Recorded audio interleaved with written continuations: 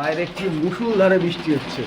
বৃষ্টিতে জল জমে গেছে চারিদিকে, জল পড়ে তিরপলের নিচে। এই এই বৃষ্টিতে ভিজিস না রে।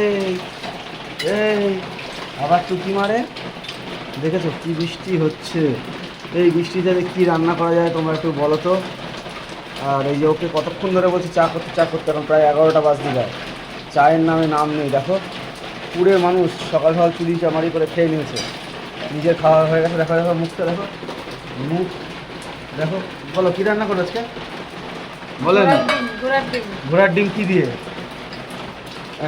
এই তো বাবা, এখন কয়েকটা পটেল আছে, আলু আছে, ওখানে কিছু একটা বসিয়েছে।